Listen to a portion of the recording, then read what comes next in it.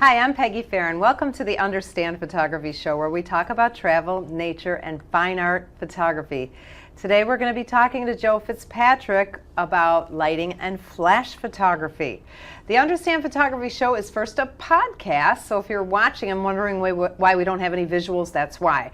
We have a larger audience listening as a podcast. But we do repurpose this, and we put the video on YouTube, the behind-the-scenes video on YouTube, and also on Facebook. The Understand Photography Show airs at 4 p.m. Eastern Time every Friday. So if you like the show, check out the show notes to each show. Heather Musingo is our producer, and she does an amazing job of typing up the show notes to basically bullet the highlights of each show. So the video's embedded on our website and the highlights are typed up. Our website is understandphotography.com, understandphotography.com. And while you're there, the first thing you see when you come to our website is it says click here for freebies. So go ahead and click there.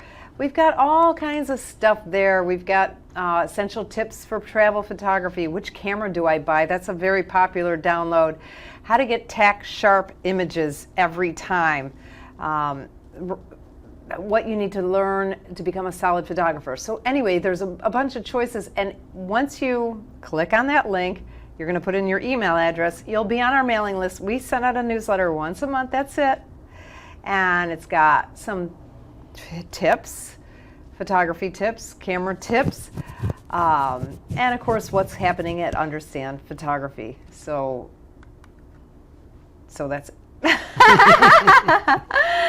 So Joe Fitzpatrick, of course, works here at Understand Photography. Joe is a landscape and nature photographer, and he is our lead instructor here at Understand Photography. He does a lot of our Florida workshops and other things. He does many of our private lessons, and he is our technical guru and our Lightroom guru as well. So welcome. Thank you, Peggy. Good to be here. Nice to see you. Hey, Heather. So what are some options for adding light to an image? Okay, so we have 3 ways to get light into a camera, right? Right. ISO, shutter speed, aperture, right? Well, you're only getting the light in with the aperture and the shutter speed. Yeah, but okay. The ISO, you're amplifying the light that's because Joe's technical, he has to explain it exactly how it is. I don't want too many of the you don't want the forum YouTube haters? people telling me that ISO is not part of the exposure triangle and all the rest of this stuff. So I thought I'd qualify just a little bit. But it's the same difference, basically. It's the same effect. If you raise the ISO, you're going to have more light. The end picture looks brighter. Okay. So what if that's not enough light? Candles. Lots of candles. Or you probably could use a flash of some sort. You have the pop-up flash on your camera, which is good for very limited amounts of light. And then you have a Speedlite, which you can use on the camera or off camera. And then, of course, you have studio lighting, which is difficult for portability. Okay. Or you could use a reflector as another way. Well, I was thinking of reflector is always a great way to do it. Another way is just if you have a wall, a reflecting surface, move the subject closer to the reflecting surface, the wall. If it's light But color. be careful of what color it is. I think I told you before that one time we had all these setups. We were doing some portraits out in the Immokalee, and we had all these different setups we decided the day before. And the photographers from the local camera club were bringing the pictures back in for us to load up and everything. And this one guy's, all these pictures were orange. And I went out to see what was wrong, and we had him set up under a tree, and he decided that next to this building would be nicer, but the building was an orange adobe color, so everybody's skin tone was that. Yeah. So you really need to be aware of what your reflecting surface is. Okay. One of the reasons you go for a white wall here, it makes it easier. Yeah, yeah. My walls in the studio are light gray. Yeah, light gray is always good for studio. Oh, yeah. Yeah. Good. You want a neutral color. Good point. Good point. So when would you need additional lighting? Well, There's all kinds of times. Maybe you want to keep your ISO at the bare minimum so you get the best quality exposure noise-wise, and you're not getting enough light for the aperture and shutter speed you need to use. So you need to use supplemental light to boost the amount of light that's coming into a camera. Maybe it's just to fill in shadows. Maybe you got a high contrast situation and you just can't deal with that contrast between the brightest thing in the picture and the darkest, so you have to lighten up the darkest parts somehow. And the easiest way to do that, of course it's a mountain range you can't, but if we're talking subjects, to add light to the darker part to bring it up, make less contrast. Yeah, now talk about filling in the shadows, because that was one. Okay, I'm going to tell you all my embarrassing stories. Well, not all of them. I'll save some. Oh, okay. But one of them was, when I first started in photography, you couldn't just look things up on the internet. Yeah. So I was, I always took all these books out of the library and bought books, and I took classes and lots of classes. We did have the internet, and there were photography forums, but if you asked a question on any of those forums, those are the people who all moved to YouTube, the haters. Mm-hmm. Because any question you asked, the answer was, you shouldn't be a professional, go back to school and learn photography. So anything you asked, that was the answer. So, scared to ask any questions, of course, and I know I wouldn't get the answer anyway. But you're listening to all these people, they're basically just one-upping themselves, is what they were doing on the internet back then. And they were throwing lots of terms that I didn't understand, but one of them was fill flash. Just add a little fill. And I always wondered, wonder what fill flash is. So I know now, but can you explain fill flash? Okay, let's explain it. What you're trying to do is, let's say we're taking a portrait, and one side of the face is in bright sunlight, and the other is in shadow. So the one side is way too dark for what you want. So you need to add light to it. So you're filling in the shadows with light.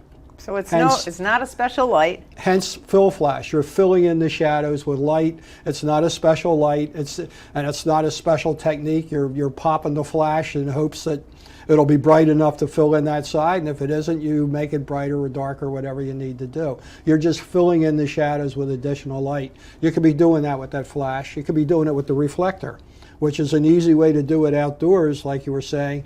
Use a reflector to do it. You get one of these. The reflectors now are great because they fold up into little round things. Yeah. Back when I was doing weddings, I had these styrofoam reflectors that were 7 feet high and 4 foot wide, and they folded up like an accordion, so I could fold them in half and then further fold them into strips. And I would bring them into a shoot in somebody's house. If we're doing a wedding, I like to do the window shot, the bride at the window pensively looking out or smelling the flowers, that kind of stuff. And and the rooms are always dark, so I'd set this up on the other side and it would fill in the light, and it was always just perfect. Okay. Yeah, just with the window light for that. The other time that I use a lot of fill flash, and this is hard for people to get their minds around. I always use flash outside when it's bright outside. Yeah. And why do I do that? Because, I ask you. Because I don't know why you do it, but I do know why I do it when I'm doing events or covering events for the newspaper or something like that. Typically when you're outside, especially down here in the harsh Florida sun, the shadows are terribly dark and they're not at all appealing. So I'll always have the flash mounted on top of the camera, blasting right at them, and it'll fill in the shadowy parts enough that I get a good exposure where there's not that contrast and they don't look like something out of a horror movie. Yeah, I actually it's on the website because I just updated the schedule. So for our lighting class, I took a picture of Helen, who used to work here. I brought her out right at noon, and I took a picture, 2 different pictures, the same exact settings on the camera, but one with flash and one without flash, and it was right at noon. So you could see the difference that it made because she had the dark circles, raccoon eyes, and then she had weird shadows on her face, and of course she was only in her 30s at that time, I think. But like for me, who's an older woman, I got a lot of wrinkles, buddy. those shadows that go into your wrinkles make you look even older. Yeah, yeah. So that flash fills in the shadows, but it didn't work perfectly. But it looked a million times better. But it really didn't helps. get rid of all the ugly Yeah. shadows. But you could just go on understandphotography.com.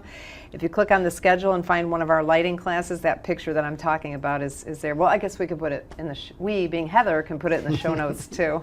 You have to watch too when you're doing that. That when you're shooting the people, if it's on camera, that you're at their eye level or something like that. If you're shooting up at a low position, the light's going to be unnatural because we expect light to be coming down from the sun. That's what our brain's wired in for. So if you're low and you're shooting up at them, the flash is coming in the wrong direction, and it can look unnatural sometimes, depending on how much fill light you're getting from that. You're going to watch that a little bit. Okay. And another thing for fill light, whenever I do cover stuff at the rodeo, everybody's a cowboy. Everybody has on a cowboy hat.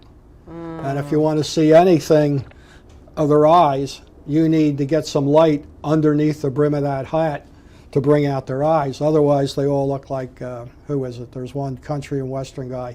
Is it Charlie Daniels, that nobody's ever seen his eyes? Because Is that Dwight Yoakam maybe? He carries that. well, he does it, but No. there's another guy, a guy that plays, does a fiddle too. I think it might be Charlie Daniels, but I don't think I've ever seen his eyes. Okay. You know, because it's down low and it's like this. Yeah. So you need that light under there to get some punch in the eyes, Okay. because you want to have light on the eyes if it's a portrait. All right, I have a question about fill flash again. So you can use your pop-up flash for fill flash. As you said, you could use a reflector for fill. But, you know, I've got a Speedlite. So Yeah. the Speedlite's on my camera, and I shoot in TTL, which we're going to talk about that in a minute. How does it know to not overexpose? Okay, so for instance, family portraits. I do an awful lot of people who wear white shirts. White is not easy to photograph, as we all know. So they got a white shirt on, and it's bright outside, so there's a lot of shadows on their face. So I'm going to use the flash to fill in the shadows. How come it never overexposes my shirt? Not my shirt, their shirt. Well, It never overexposes the shirts. well, the algorithm. How does it know? Well, it's just the TTL metering that it's using is set up, and the different camera manufacturers have different success with that. The camera you're using happens to be particularly good at TTL. Okay. Okay, the Canon camera or the flash? Canon system. Oh, it's a system. It's the camera is telling the flash how much flash to fire. Okay. Okay, and there's different systems. Nikon's Canon system, their first iteration was pretty bad, Okay. and then they got the current one that I say current, but I mean it goes back quite a ways. They have it dialed in pretty good, so it is It aware meters of the it. whole scene, right? It's metering the whole scene. Well, that's where Canon differs from everybody else. Okay. The flash uses an entirely different metering pattern than the rest of the scene, and you have a choice of two. You have a choice of an averaging or a spot. The default is the averaging, which is probably what yours is set to. It's kind of center weighted. So it's looking at more at what's in the middle when it's deciding the amount of flash, where the meter is, in most cases, looking at the whole scene. So they're using two different, it's metering two different ways. It's the same chip in there doing the metering, but it's metering two different ways. One for the central subject that's being lit by the flash, and one for the background. Nikon's is called TTL-BL for backlight. Okay. Okay. And both those systems work really well. With the edge, I find the Canon, in those severe backlit situations, it works a little bit better at TTL. But that's what they're doing. It's the camera figuring that out and being smart enough to say, hey, you want the dark thing in the middle to be brighter. And it's giving you a pop of flash to do that. Okay. Now, it doesn't always get it right, which is why you have an exposure EV compensation on there, exposure compensation. So you can dial the flash darker or lighter compared to the rest of the picture. All right, since we jumped right into that, Yeah. first let's back up a little bit and talk about what's the difference between, well, first of all, What's the difference between manual and TTL? And then let's talk about pop-up flashes first, because most of our customers probably just have a pop-up flash. Okay.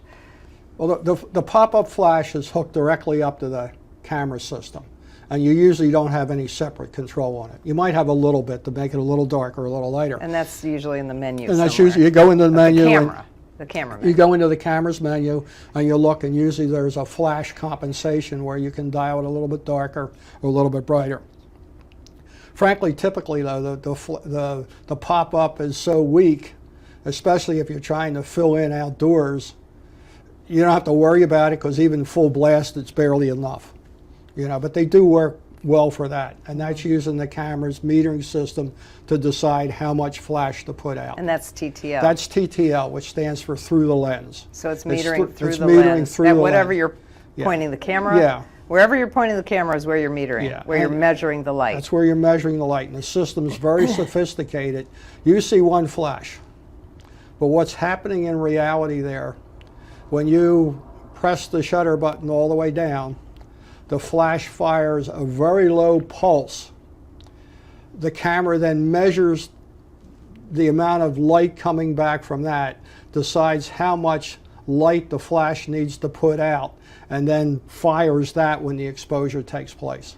And the other thing it does, and I don't understand this, this show's a little technical, but I think that's good, because I don't understand all this stuff. I just know from experience what happens. So one of the things I do when I'm teaching flash is I have them put their camera settings on all different types of stuff in the dark. Right. And the flash works every time, no matter what the camera setting is. Of course, I'm shooting in manual, of course. Yeah. How does it know? Well, it's still the flash is still measuring what the sensor gets. And the sensor only gets whatever the camera settings are. Exactly. So it's basically looking at the camera settings in a way. It's looking at what hits the sensor. Yeah. And then it's determining. Exactly. Because I could say, let's say we're inside in a room and it's ISO 1600, f4, and 60th of a second gets it to 0 on the camera. So you pop the flash and you have a very natural looking picture. Mm-hmm. But then you go to f8 and 200th of a second and ISO 100. The subject is still going to be lit properly. Right. The background's but the background's going to be pitch dark. Because the TTL with the flash, it's firing that first flash, the low power one, reading back what it's got, and based on that, it says, okay, I have to give it this bright of a flash to get a proper exposure on what I'm looking at, which is the central subject. That's amazing. And it's doing all this in the blink of an eye. And if you have one of these off-camera systems where you have 2 or 3 banks of flashes, it's measuring each one of them, and it's just doing it, and you never really realize there's actually instant. 2 flashes. Yeah, it's instantaneous. Wow. I want to keep on pop-up flash for a little bit. One of the things I wanted to say about what we just talked about was when I am teaching the flash class, I tell them that if you can get your meter to 0 without the flash and then pop the flash, you're going to have a much more natural looking picture. Or I should say, if you can get the shutter speed as slow as you can get it. If you're handheld though, you need to be at 60th of a second or faster. But the slower the shutter speed, basically, the more natural your flash picture is going to look. Yeah, if you're trying to have the whole scene lit up. But there's oftentimes, if you're doing events, that the background is horrible, and you'd rather have the background go dark. Oh, okay. To isolate the subject, because the background's so ugly, ugly and busy and everything else. So maybe you want to do just the opposite. If you're shooting on manual, you set your camera for the background to be dark, not proper exposure, but darker. If you're shooting on automatic, you set the background to be minus EV, 1 stop or 2 stops, negative exposure compensation to darken the background. All right, let's talk about exposure compensation, because that's something I never use because I shoot in manual. Right. So I find it more complicated to shoot in an automatic setting, because not only do you have to learn how to compensate for all the automatic settings, but then you have to learn about exposure compensation, all this other stuff. So what if I'm shooting an aperture priority, because that seems to be what everybody likes to shoot in, and it's a dark banquet room, and I've got a flash. How is it working differently than if I'm shooting in manual?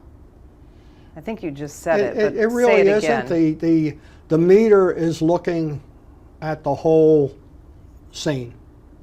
All right, assuming we're on an averaging or matrix metering. So it's looking at the whole scene, and it's determining what exposure, what aperture. You've picked the aperture, so it's going to pick the shutter speed, and if you're on auto ISO, it's going to pick the ISO as well to properly expose the background. Which is why I'm scared of aperture priority for beginners. But I mean, this is what it's trying to do. And then you're going to dial that down, let's say, and say, okay, I don't want it properly exposed. I want it underexposed by... So do you do that in the camera settings? You do that, yeah, you do that in the camera settings. You use... And the flash, too? No. Just the camera? Now we're talking, let's be specific. We're talking the Canon system here because each system's a little bit different. Okay. Okay. The Canon system, that's one of the reasons that it's pretty neat is the way it has them isolated. So I want the background dark because it's busy. So if I'm in aperture priority or shutter priority or whatever program, I'm going to say, okay, instead of doing what it's metered to do, I want it 2 stops darker than that, let's say.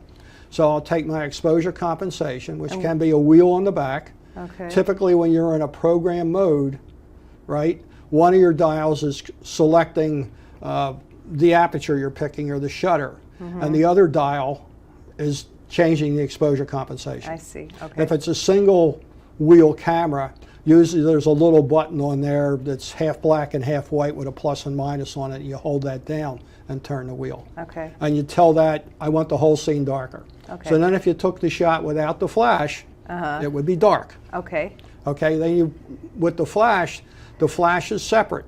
It's a different system. You're not telling the flash to be darker or lighter. That's a separate exposure compensation for the flash. So the flash is going to fire to make the scene fine.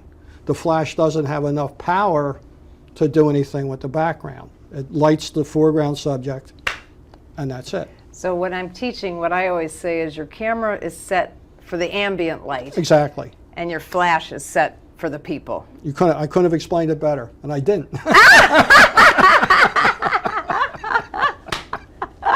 That was funny. That's exactly it. Your camera's set for ambient, however you want the ambient to come out, and your flash is set for the subject you're trying to illuminate with the flash. Okay, all right, and that is pop-up flash or Speedlite if you're shooting in TTL. Yeah, right? as long as your pop-up flash has a exposure compensation on it, which most of them do. Well, the pop-up flash... It's going to be in the menu system. There's going to be a separate one. Well, wait a minute. Hold on. You just lost me for a minute because we were talking about the camera's exposure compensation, not the flash. Well, yeah, for the background, you were doing that. Yeah, right. So you're good. Yeah, you're good. But if you wanted to... on your Speedlite, you can do exposure compensation on your Speedlite, and you can do exposure compensation on your camera. Well, right? I know I'm making things complicated because I got a nice technical guy here. The camera, most of them, all right? Most cameras have 2 separate exposure compensation systems. One for your regular exposure and one for the flash. Yeah, one for the camera, one for the flash. Okay. That's regardless of whether it's a pop-up flash or one mounted in the hot show. Okay. Okay. And you were talking about you have a compensation on your flash, on your Speedlites, on the back. Yes. You can also do that in the menu with the camera. But it's flash menu. Flash menu. You can change that. So the first thing we were talking about was exposure compensation for the camera. Right. Not the flash. You're doing the exposure compensation for the camera to make the ambient light darker or lighter or whatever. Yeah, the ambient darker. And then the flash, hopefully on 0, it's going to give you the right exposure. But if it doesn't, you can individually take the flash and apply positive or negative brightness to that to get it just the balance you want. Now, if I just have a pop-up flash, why does it seem like it works better when it's dark? Because it's a tiny little flash. Okay. Now, if I have a tiny little pen light and I'm in a dark room and I light your face up, it looks pretty bright.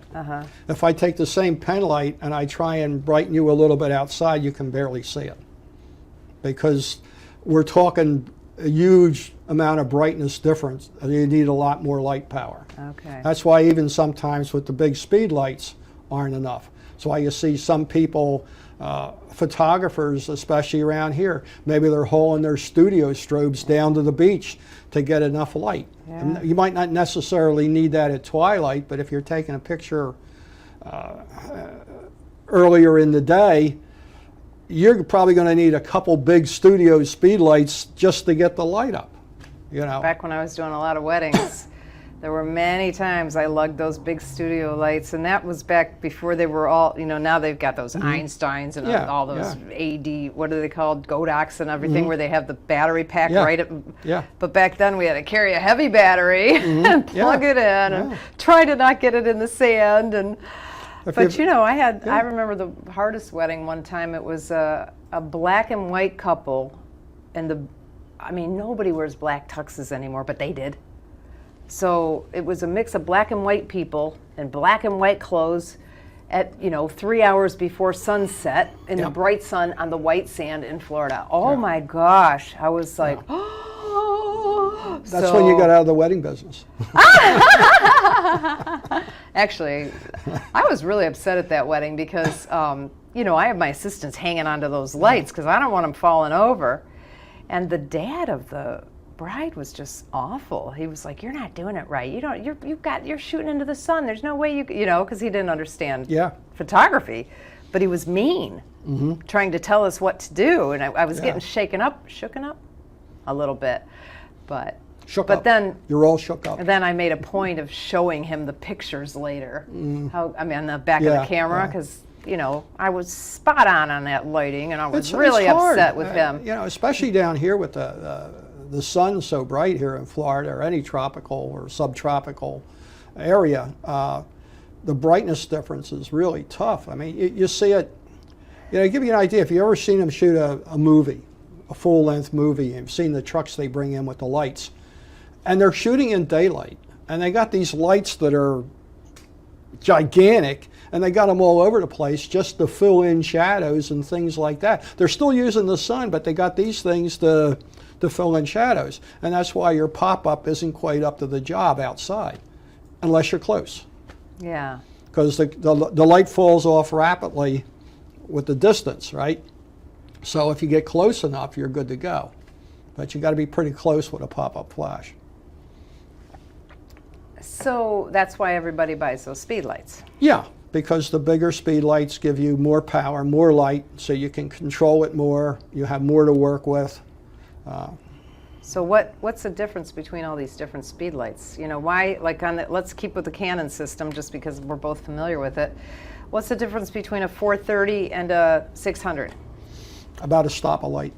I think it's more than one stop. You think it's just one stop? Between 430 and my 580, it's a little over a stop because I was curious. I tried it.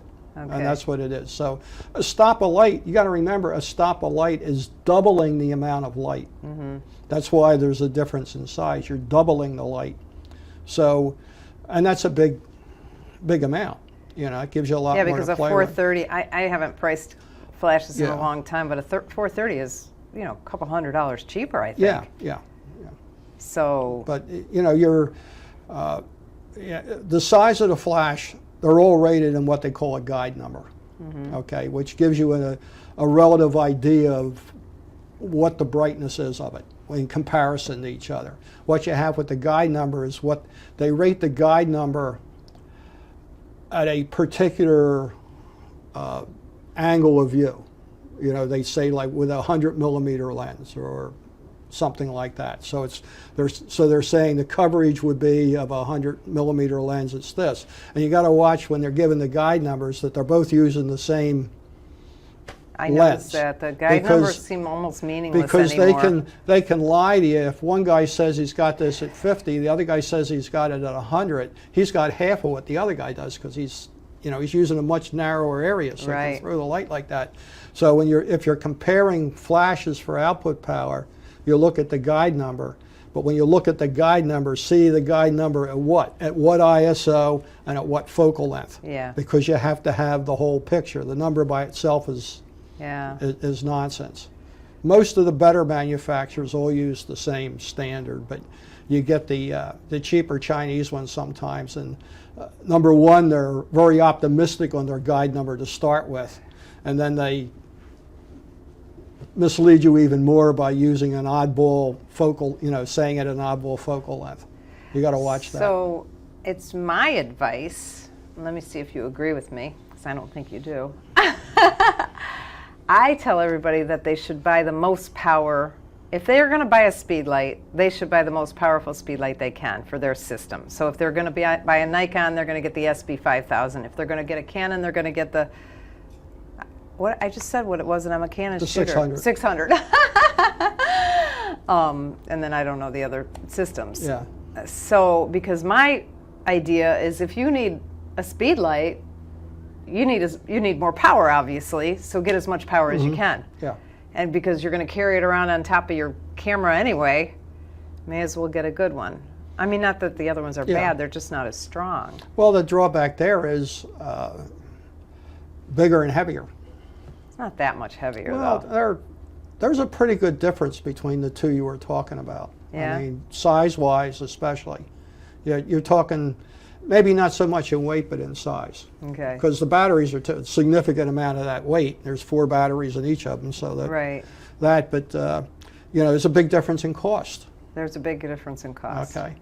And you're throwing light at it. So you could buy the cheaper Speedlite and go for a wider stop on your aperture, or one stop slower shutter speed, and be in there, But that doesn't give you that extra bit when you need it.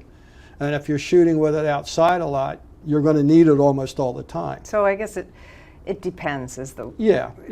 For me, who lives in Florida, I think you need that strong. I think the advice is if you can afford the more powerful light, by all means get that one. Okay. Because you can always take the more powerful light and turn the output down. But the smaller light, it only goes up so far, and if you need another stop or a little more light, you don't have it. All right. And that's the end of the story. I have my advice, let's see what you think about my advice here. I tell people if you really can't afford, let's say the 600EX Canon, the 580EX2 was the predecessor to that, and it's still stronger than the 430 is right now. Yeah. So buy that used. That's what I tell people. You can do. It depends on whether you're comfortable buying used equipment. Flashes are pretty easy to repair, I think, because I get mine repaired all the time. Yeah. So. Well, mostly what breaks on the flashes half the time isn't the flash itself; it's the shoes get torn off. Yeah, one time I was working. I'll never forget this. I was taking a picture. I was at a busy event, some highfalutin, all these wealthy people flying around, and I went to take the picture, and the flash just tipped right over, and the wires were sticking out. I couldn't believe it. It was so embarrassing. They're pretty sturdy, though. But my flash right now was actually at the shop, and it just quit firing. Mm-hmm. So it wasn't cheap to get that one fixed. So normally I buy the used ones, and every time they break, I send them to Southern Photo Technical Service, and they fix them for about $100. Yeah. This is my 600. Of course, my 580 is never broken. 580 EX2. Right. I tell people don't buy the 580. Buy the 580 EX2 because there's a reason they came out with it too. Anyway. It's the Nikon with the SB 900. And what was the one before 910. No, 910 is the one you want. Yeah. 900 is the one you stay away from. Overheats or something. Yeah. Yeah. So if they have like similar numbers, just by a little bit. Yeah. Beware. But this time the 600 is expensive to get fixed. It just stopped firing. I don't know why. I mean, they actually called me today and told me why, but I didn't understand anything they said. Well, there's a lot more. You know, the 600 has all the wireless stuff in it too. It's so complicated so now. That's they're so complicated now. But they're much more reliable than the you know, using light to trigger the off-camera ones. You know, it's a much better system to use wireless. All right, hold on. I had a question that's popped in and out of my head because I wanted to stay Well, we were on talking the same about buying. theme. We were talking. Oh, wait. No, I don't want to forget again. Okay. Why can't I just buy a Yongnuo? That's only $150, and it looks exactly like a Canon 600EX. It's a Yongnuo 600EX. It's for a Canon camera. Okay. It says it's just as powerful. Mm-hmm. Canon 600 is like $500. This one's $150. Okay. It says it's TTL. I had the Yongnuo 580. I forget what the EX2. numbers were. I guess about 4 years ago, maybe 5 years ago, when that one first came out. I got exactly 100 flashes out of it. I knew because it failed during an event, and I saw how many pictures I had taken. I sent it back to them in China because they didn't have any service in the U.S. I'm still waiting for it to come back. And let me tell you my experience. My experience was first the door. I got the 600 EX. The whatever. doors on every one of them break. The They're door for the notorious battery. For the doors. Yeah. That broke right away, so I have to use gaffer's tape to put the battery. And you know, you go through batteries every single time. And then what else broke? I forgot, but it's kind of usable if I really use a lot of tape. But I mean, that was really, yours was 100. Mine did last longer than that. Oh, I know what happened. Oh, this was embarrassing. So I started using, I'm thinking, well, this is cheap flash, I'm going to use it even though I have to tape it together. So I was using it in event photography, which is, you know, inside, you know, it's not too dark. They're usually like happy hour time, so maybe sunset time, you're inside. I was using it, was working pretty good, and I was like, this kind of rocks. It's only $150. Then I took it for a sunset portrait, and that thing overheated. When you put that thing when it needed to actually work, that thing overheated so quickly, and it shut down for the entire night. Yeah, it was done. They kind of overrate them a little bit, but the battery door problem is there's a number of different models that they're notorious for the battery doors breaking almost the day you take it out of the box. They have problems with that. The flash I had, they had a whole series of them. They had problems because they had poor components in them. They're built to a price. So you get what you pay for. You're getting what you pay for. Now, I wouldn't particularly buy one of their TTL flashes, but they have manual flashes that are dirt cheap. I'm talking 20, 30 bucks, 40 bucks. And that kind of thing there, you buy it, you use it. If it breaks, you throw it away because you couldn't ship it to anybody as cheap as you bought it, and you get another one. And they have different sizes in them. And they're okay as long as you realize what you're getting. Now, they're strictly, the ones I'm talking about are strictly a manual flash. All right, so let's talk, what's the difference between a manual, and because this is a big thing for new people. Okay. Because I always tell them, make sure you get TTL. So what's the difference between a TTL flash and a manual flash? A manual flash is just a dumb light. You set it for whatever power. Usually they have a control on them to set the amount of power output between full power and then maybe half power, quarter power, eighth power, down to maybe a 30-second power. And you set it to the power output you want, and when you trigger it, that's what comes out of it. And if it's too bright or too dark, then you go to the camera, you change your setting, and you try again till you get where you want. So that works okay if you're taking classes from Understand Photography, where we're going to have you shooting in the manual mode. Yeah, in a controlled situation, it's fine. But if you're shooting in any automatic mode, how do you shoot with a manual flash? Can you? Well, you can, because again, the camera is setting and exposing for the ambient light. Okay. And the flash is just firing. But when it fires, the decision on the other controls have already been made. And it won't over or underexpose, even though it shouldn't. No. it doesn't. I can't get my mind around that. Well, It seems like if the- you're, when if you- you're like, say I'm when you in an automatic. okay, when you okay. half press the shutter, your camera meters Yeah, and decides on the exposure. correct. It's decided already. Uh-huh. As long as you don't, and then when you fully press, it doesn't change. It's already made the decision. Right. And it's only when you fully press that this fires. So the camera doesn't even know that it fired. I know, but I'm trying to think about, like, let's say that I'm in a, the Naples Sailing and Yacht Club at sunset. Okay. Okay, that is a tough room.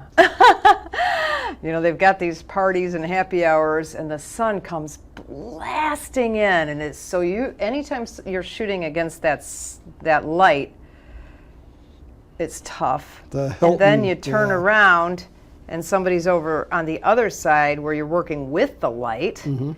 and then all of a sudden I have to change my settings really fast because it's just all the light is coming in at those people. And I'm shooting against the light, and then I'm shooting with the light. It seems to me if my flash was in the manual mode and I got it and I'm taking a picture against the light, that flash is going to be pretty bright in manual. But then I turn around to shoot with the light and the flash hasn't changed, but my camera settings are going to say, oh wow, there's lots of light, I can change my settings to not Yeah. let some... The flash is Wouldn't putting, the flash the flash is overexpose? putting out a specific amount of light, regardless of where it is. Now, the amount of light coming in might add to that, but the light coming Well, that's in, my exact. but- That's yeah, but exactly the, what but I'm the saying. the camera has adjusted things so the amount of light is the same as far as it knows. And let me see how I explain this. See, now in TTL I get it, because if I'm in TTL, I'm shooting against the sky, you know, the bright sky. I'm shooting into the light. Right. The flash is giving me more power. But then when I turn around and shoot with the light, the flash gives me less power. That's in TTL. Yeah. But in manual, it's the same amount Well, of it light. might overexpose it some. You're still going to have to play with it. You're going to have to adjust it for every change in lighting. Well, that's with why the I'm manual. saying it seems Yeah. to me it'd be a lot harder. It's much more difficult. I mean, because you're going to be, as the lighting changes, you have to change the speed light just like you have to change your other camera settings. So that's another thing, and that's a guesstimate.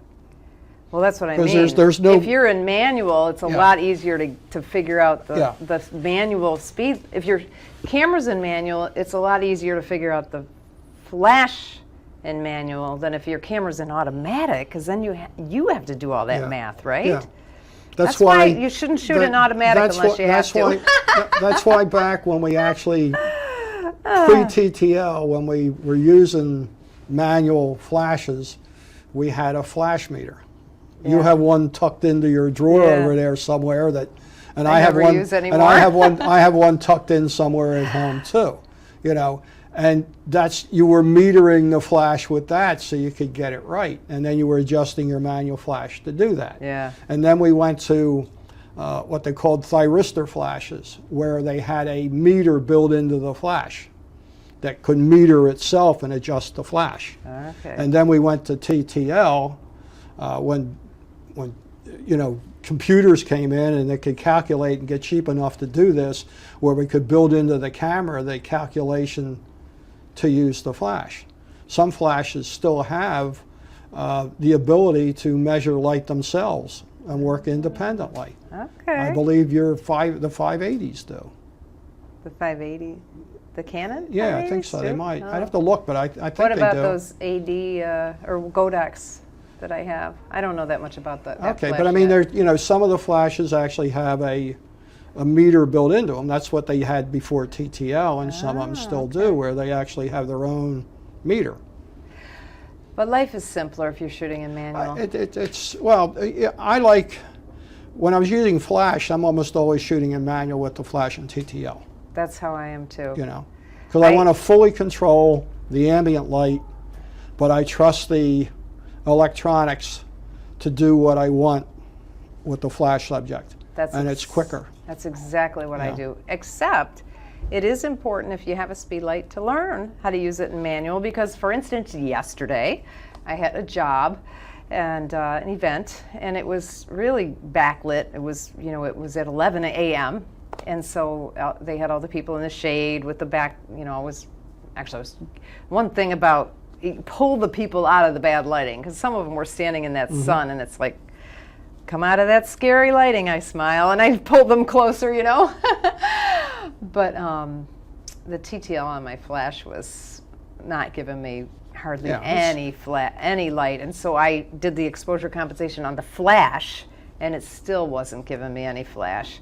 So I just threw it in manual, and then it takes a couple shots to get it right. Yeah. The more you use it, the more experience you get. Then you kind of know how much, like to put it on 1/8 power or something like that. But usually my first shot is always very overexposed. But a manual flash can save you a lot of money, and you're going to learn something about flash with it. And they're good if you're into doing models in a controlled environment, and you have maybe several off-camera flashes. Well, once you have them set up in manual and you've dialed in the settings, then you just concentrate on posing the model and getting the model to do what you want to do, because the flashes are going to be repeatable because they're all dialed in and locked in. And that's simple. Yeah. Now, let's see, do we have time to talk about off-camera flash? Yeah, what the heck. Okay. Okay, so if I'm taking the flash off camera, what's the first, or tell me about that. Just go for it. when your flash is on the camera, it's directly talking to the camera, right? And in TTL, there's all these information being passed back and forth, right? How much power you need and all this other stuff and all the other settings are being passed back and forth. When you take it off camera, it can either turn into, you still have to have some way of talking back and forth. You have to have some kind of communication between the flash and the camera, because it has to know when to fire. At simplest, you have a simple, you put a cable and connect the two. And that cable, typically that cable is capable of TTL. So as far as the camera is concerned, the flash is sitting on top of the camera. Okay, it doesn't know any difference because the cable's TTL. Okay. Most cables are, and they're specific to the brand of camera. Okay. The other way you can do it is they use light from the flash to send signals to the off-camera flash. Okay. And the off-camera flash is instructed by that signal to do whatever it needs to do. And they call that an optical flash. Optical flash. Like we were talking about the TTL, it firing the one time and coming back. Well, it does that with the off-cameras too. It fires multiple, it not only fires the test shot, it talks to the off-camera and tells it what power to shoot at and everything else. It's pretty involved what's going on there. And it does it optically with light. So the flash and the camera, they have to have a flash on the camera now too, or something on the camera to shoot the light. So you have an off-camera flash, and maybe you're using your pop-up to signal it, or maybe you have to have another on-camera flash depending on the brand and what you have, right? Okay. So one is firing to the other and they're talking to each other. Okay. All right. And you can have it so when the actual shot fires, only the off-camera one actually is the one firing, or you could have them both firing and get a mix of light. But that's doing it optically. They're talking back and forth and telling when to fire. At the you can have that doing that TTL, or you could have that where it's just sending a pulse that when it sees it, it fires the flash. With a manual flash, you could work it that way. That can be built into the flash, or it can be a trigger you buy. I don't even think they sell just pure optical triggers anymore. They got because I didn't. They got so cheap that you can buy wireless triggers now for $10 a pop. So, they went out. So, what everybody is going to is wireless, where you're using like a Wi-Fi kind of connection. It's a radio signal. Oh, okay. Not Wi-Fi. Yeah, I was say Wi-Fi. No, it's a radio signal. And there's a wireless signal. You have a wireless signal so the camera, or the flash on the camera, or the trigger on the camera is talking to either the flash or the trigger on the off-camera flash or whatever, and they're communicating and they're going back and forth and talking to each other, and the camera or the onboard trigger is telling the other one what to do. Okay, so they have different types of triggers. Different too. brands. I mean, different brands, of course, but there's a manual triggers. Right. And there's TTL triggers. Right. The manual triggers just say fire the flash, and it fires it. And on there, you'd have to have your off-camera flash set on manual. Couldn't be set on TTL. Okay. It'd have to be set on manual where you're dialed in. Okay, so let me just say something. So, in my opinion, which is right. No, I'm just kidding.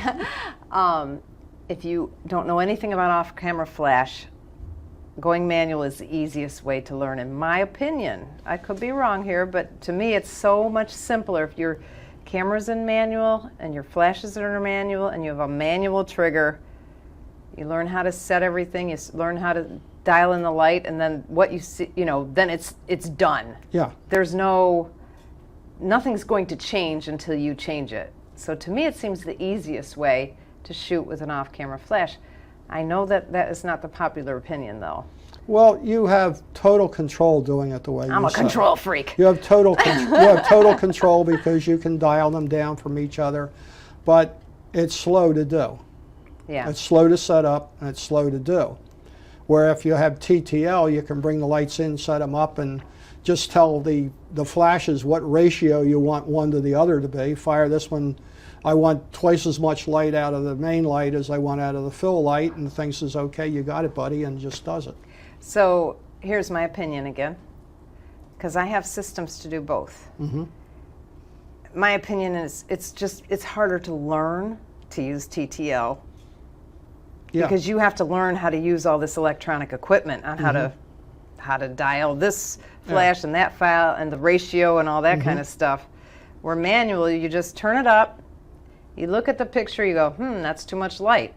You turn it down, still too much light. Turn it down a teeny bit more, just right. Yeah. It's so easy. Well, you don't have to learn how to use any complicated equipment. I think you'll learn better on manual too, because if you're on automatic, you're setting these ratios, but what it actually does may not be what you think it does, and you're not really learning what the actual flashes are doing it.